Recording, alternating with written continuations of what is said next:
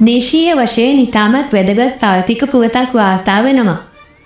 2027 වර්ෂය සඳහා වන විශේෂණ පනත් කෙටුම්පත දෙවනවර කියවීම හෙවත් පැවැය කතාව නොවැම්බර් මාසේ 12 වන දින සිදු කිරීමට නියමිතව ඇති බව මුදල් අමාත්‍යාංශය සඳහන් කරනවා.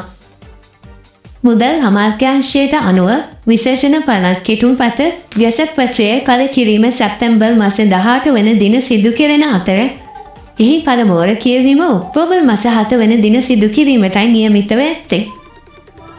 කිමෙන්ම අමාත්‍යාංශ අනුව වියදම් ඇස්තමේන්තුව ඇතුළත් 2027 විශේෂණ පනත් කෙටුම්පත අමාත්‍ය මණ්ඩල අනුමැතිය සඳහා සැප්තැම්බර් මාස 14 වන දින යොමු කිරීමට නියමිතව තිබෙනවා.